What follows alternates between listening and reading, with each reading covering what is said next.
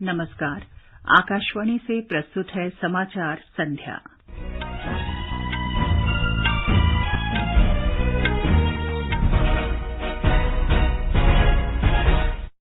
प्रधानमंत्री नरेंद्र मोदी 3 देशों की यात्रा के अंतिम चरण में आज ऑस्ट्रेलिया के शहर सिडनी पहुंचे। ऑस्ट्रेलिया के प्रधानमंत्री एंथनी एल्बनीज के साथ द्विपक्षीय बैठक करेंगे। G20 के पर्यटन कार्य समूह की तीसरी बैठक जम्मू कश्मीर के श्रीनगर में शुरू। मुंबई में G20 की पर्यावरण और जलवायु स्थायित्व कार्य समूह की बैठक में जलवायु परिवर्तन, जैव विविधता हानि, समुद्री पारिस्थितिकी तंत्र और चक्रीय व्यवस्था पर भारत की प्रतिबद्धता पर जोर। सूडान में सेना और अर्धसैनिक रैपिड सपोर्ट फोर्सेस के बीच 7 दिन के संघर्ष विराम पर सहमति आज रात से लागू। मौसम विभाग का देश के पश्चिमोत्तर हिस्सों में अगले 4 दिन में तापमान में 4 से 6 डिग्री की गिरावट का अनुमान। और आईपीएल क्रिकेट में कल पहले क्वालीफायर में गुजरात टाइटंस और चेन्नई सुपर किंग्स आमने सामने। बुधवार को एलिमिनेटर में मुंबई इंडियंस का मुकाबला लखनऊ सुपर जायंट्स से। समाचार संध्या के साथ मैं चंद्रिका जोशी। प्रधानमंत्री नरेंद्र मोदी 3 देशों की यात्रा के अंतिम चरण में आज शाम ऑस्ट्रेलिया के सिडनी पहुंच गए हैं। प्रधानमंत्री की यात्रा के बारे में विदेश सचिव विनय मोहन क्वात्रा ने बताया कि श्री मोदी ऑस्ट्रेलिया के प्रधानमंत्री एंथनी एल्बनीज के साथ द्विपक्षीय बैठक करेंगे। श्री क्वात्रा ने कहा कि प्रधानमंत्री Modi governor general David Hurley के साथ भी बैठक करेंगे। उन्होंने कहा कि प्रधानमंत्री मोदी ऑस्ट्रेलिया की कंपनियों के मुख्य कार्यकारी अधिकारियों के साथ बातचीत करेंगे और भारतीय समुदाय को भी संबोधित करेंगे। प्रधानमंत्री पापुआ न्यू गिनी की यात्रा के बाद आज ऑस्ट्रेलिया पहुंचे। प्रधानमंत्री की पापुआ न्यू गिनी की यात्रा के बारे में विदेश सचिव ने कहा कि हिंद प्रशांत द्वीपीय सहयोग मंच शिखर सम्मेलन से प्रशांत महासागर क्षेत्र के विभिन्न द्वीपीय देशों के साथ भारत के संबंध प्रगाढ़ करने में सहायता मिली है। उन्होंने कहा कि इस शिखर सम्मेलन से प्रशांत महासागर क्षेत्र के द्वीपीय देशों के नेताओं को क्षेत्रीय प्राथमिकताओं, हितों और भारत के साथ संबंध पर विचार विमर्श करने का अवसर मिला। प्रधानमंत्री मोदी को फिजी और पापुआ न्यू गिनी के सर्वोच्च नागरिक सम्मान से सम्मानित किया गया। श्री मोदी ने प्रशांत क्षेत्र के द्वीपीय देशों की एकता बढ़ाने में योगदान करने और विकासशील और अल्प विकसित देशों के मुद्दों को आगे ले जाने के लिए ये पुरस्कार प्राप्त किया। उपराष्ट्रपति जगदीप धनखड़ ने आज शाम कन्नूर जिले के एझिमाला में भारतीय नौसेना अकादमी का दौरा किया और अधिकारियों तथा कैडेटों के साथ बातचीत की। श्री धनखड़ ने अकादमी में सलामी गारद का औपचारिक निरीक्षण किया और अकादमी में कुछ प्रशिक्षण सुविधाओं का निरीक्षण किया। इससे पहले उपराष्ट्रपति ने आज तिरुवनंतपुरम में केरल विधानसभा भवन के रजत जयंती समारोह का उद्घाटन किया। इस अवसर पर उपराष्ट्रपति ने कहा कि केरल को अग्रगामी चिंतन के लिए जाना जाता है और केरल विधानसभा को अनेक प्रगतिशील कानून बनाने का श्रेय है। उन्होंने आग्रह किया कि विधायकों को समाज की समकालीन आवश्यकताएं पूरी करने के लिए इस विरासत का संरक्षण करना चाहिए। ये समाचार हमारी वेबसाइट newsonair.com/hindi और हमारे mobile app news on AIR पर भी उपलब्ध हैं। समाचार संध्या में आपका फिर स्वागत है। G20 के पर्यटन कार्यकारी समूह की तीसरी बैठक आज दोपहर बाद जम्मू कश्मीर के श्रीनगर में शुरू हुई। बैठक आर्थिक वृद्धि और सांस्कृतिक संरक्षण के लिए फिल्म पर्यटन के आयोजन से शुरू हुई। इस अवसर पर पर्यटन और संस्कृति मंत्री जी किशन रेड्डी ने कहा कि सरकार का उद्देश्य न सिर्फ जम्मू कश्मीर में बल्कि समूचे देश में पर्यटन को फिर प्रोत्साहन देना और पर्यावरण अनुकूल पर्यटन को बढ़ावा देना है।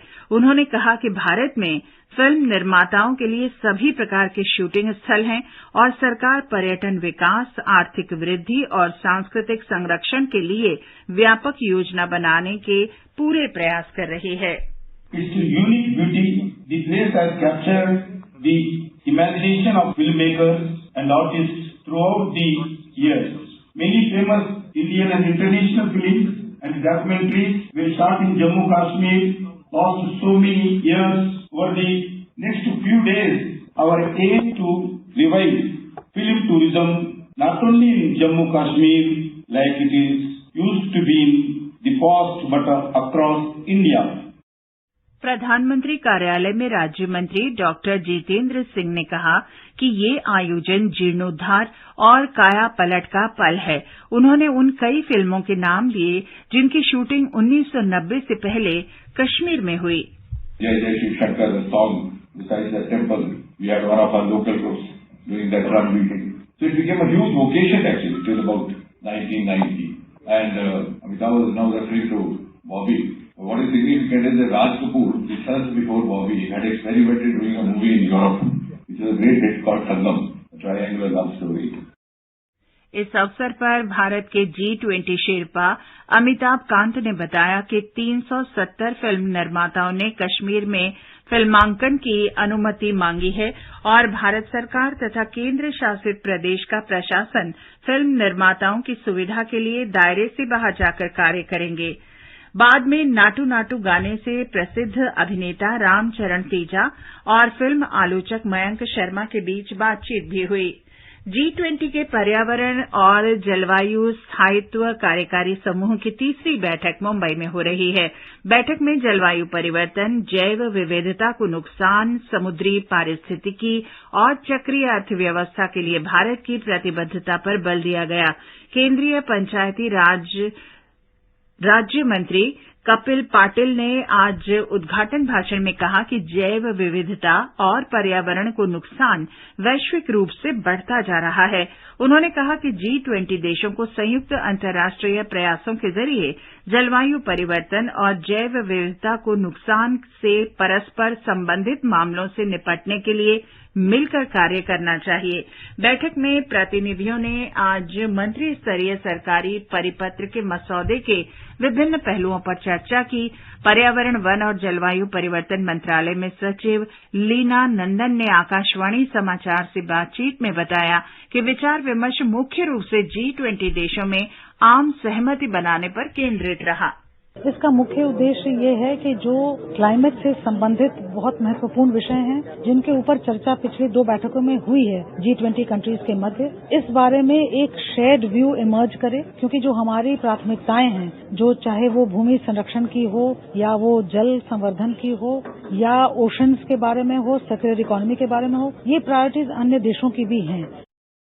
आपदा जोखिम करने के बारे में G20 कार्य समूह की दूसरी बैठक कल मुंबई में शुरू होगी।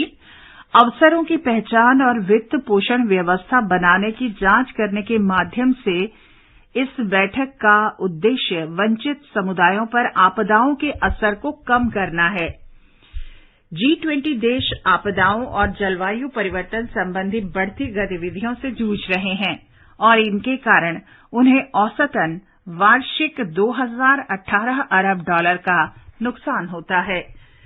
केंद्रीय गृह मंत्री अमित शाह ने आज शाम नई दिल्ली में नवनिर्मित जनगणना भवन का उद्घाटन किया। इस अवसर पर श्री अमित शाह ने कहा कि विकास योजनाएं केवल तभी बनाई जा सकती हैं जब सटीक आंकड़े उपलब्ध हों। उन्होंने विश्वास व्यक्त किया कि अगली जनगणना के आंकड़ों से भारत को विकसित राष्ट्र बनाने में सहायता मिलेगी। गृह मंत्री ने कहा कि अब जनगणना की पूरी प्रक्रिया डिजिटल हो रही है। श्री अमित शाह ने कहा कि जनगणना से संबंधित सभी प्रकाशनों की ऑनलाइन बिक्री आज से शुरू हो गई है और इससे शोधार्थियों को बहुत राहत मिलेगी। प्रधानमंत्री नरेंद्र मोदी के नेतृत्व में केंद्र सरकार इस महीने अपने कार्यकाल के 9 वर्ष पूरे करने जा रही है। आकाशवाणी समाचार इन वर्षों में सरकार की उपलब्धियों के बारे में विशेष श्रृंखला प्रसारित कर रहा है। आज हम बताएंगे कि वस्तु और सेवा कर व्यवस्था लागू होने से देश की प्रत्यक्ष कर प्रणाली में कितना क्रांतिकारी परिवर्तन हुआ है। वस्तु एवं सेवा कर अप्रत्यक्ष कर सुधारों के क्षेत्र में मील का पत्थर साबित हुआ है। वस्तु एवं सेवा कर ने जहां एक तरफ दोहरे कराधान, करों की बहुलता, वर्गीकरण जैसे मुद्दों को कम किया है, वहीं दूसरी तरफ एक सामान्य राष्ट्रीय बाजार का निर्माण किया है। वस्तु एवं सेवा कर आने से पहले कर प्रणाली काफी जटिल थी। सीजीएसटी भिवंडी आयुक्तालय के आयुक्त सुमित कुमार बताते हैं कि जीएसटी से करदाताओं को एक नई सरल कर व्यवस्था मिली है। जीएसटी आने के बाद भारत के करदाता हैं, उन्हें एक नई सरल टैक्स सिस्टम मिला। वास्तव में जीएसटी का प्रभाव देश की सीमाओं से परे भी दिखाई दे रहा है। विश्व व्यापार संगठन के नियमों के अंतर्गत संबंधित देश इसका लाभ उठा सकते हैं। अगले 5-6 वर्ष में देश को इसका और लाभ मिलेगा। कर में वृद्धि होगी। व्यापार और छोटे करदाता हैं, उनको बहुत फायदा मिलेगा। पहली बार 2000 में अटल बिहारी वाजपेयी के नेतृत्व वाली एनडीए सरकार द्वारा प्रस्तावित जीएसटी ने अप्रत्यक्ष कराधान प्रणाली में मानव इंटरफेस को समाप्त कर पारदर्शिता बढ़ाई और वन नेशन वन टैक्स के सपने को पूरा किया। प्रार्थना, आकाशवाणी समाचार, मुंबई। दोपहर समाचार में आपका फिर स्वागत है। संघर्षरत सूडान में सेना और अर्धसैनिक रैपिड सपोर्ट फोर्सेस के बीच 7 दिन के संघर्ष विराम पर सहमति हो गई है। अंतर्राष्ट्रीय स्तर पर समर्थित निगरानी तंत्र के साथ संघर्ष विराम आज रात से लागू हो जाएगा। सऊदी अरब के जेद्दा में वार्ता के बाद इस पर सहमति बनी। इसके अंतर्गत दोनों पक्षों ने अपनी सेना को नए क्षेत्रों पर कब्जा करने से रोकने तथा सहायता समूहों और श्रमिकों को जीवन रक्षक सहायता प्रदान करने में बाधा न डालने का वादा किया है। इससे पहले अमेरिका के विदेश मंत्री एंटनी ब्लिंकन और सूडान के जनरल अल बुरहान के बीच लड़ाई रोकने और आवश्यक सेवाओं की बहाली के प्रयासों के बारे में बातचीत हुई थी, जिसके बाद ये समझौता हुआ है। देश के सभी बैंकों में 2000 के नोट को बदलवाने की प्रक्रिया कल से शुरू हो रही है। लोग इन नोटों को 30 सितंबर तक बैंक खातों में जमा कर सकते हैं या बदलवा सकते हैं। भारतीय रिजर्व बैंक ने 19 मई को ये घोषणा की थी। रिजर्व बैंक के गवर्नर शक्तिकांत दास ने कहा कि जनता के लिए 2000 रुपए के नोट बदलने की व्यवस्था बैंकों के सभी काउंटरों पर सामान्य तरीके से उपलब्ध रहेगी। उन्होंने कहा कि 2000 रुपए के बैंक नोटों को वापस लेना मुद्रा प्रबंधन संचालन का हिस्सा है।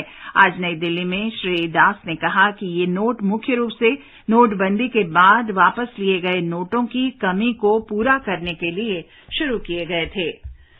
उत्तर पश्चिम भारत में अगले 4 दिन के दौरान तापमान में 4 से 6 डिग्री सेल्सियस गिरावट का अनुमान है। आकाशवाणी समाचार से बातचीत में मौसम विभाग के महानिदेशक डॉक्टर मृत्युंजय महापात्रा ने बताया कि 23 से 26 मई के दौरान पश्चिमी विक्षोभ से उत्तर पश्चिम भारत की ओर बढ़ने की संभावना है। इससे अरब सागर की ओर से उमस भरी हवाएं चलेंगी।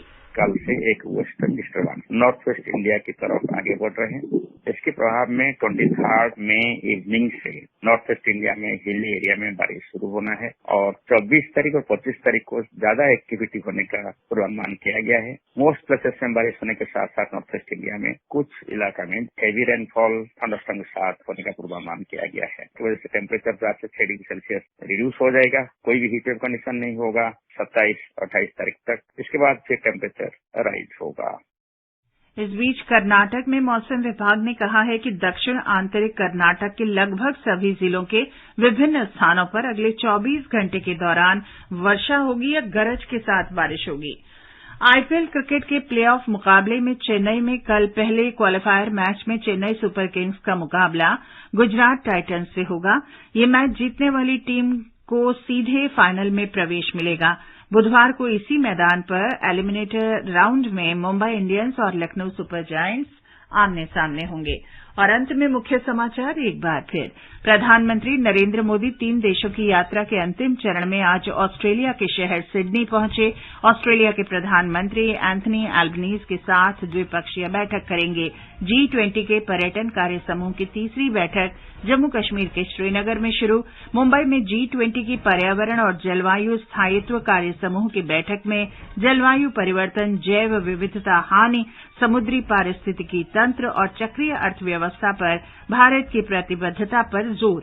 सूडान में सेना और अर्धसैनिक रैपिड सपोर्ट फोर्सेस के बीच 7 दिन के संघर्ष विराम पर सहमति आज रात से लागू और मौसम विभाग का देश के पश्चिमोत्तर हिस्से में अगले 4 दिन में तापमान में 4 से 6 डिग्री की गिरावट का अनुमान। इसके साथ ही समाचार संध्या का ये अंक समाप्त हुआ। नमस्कार।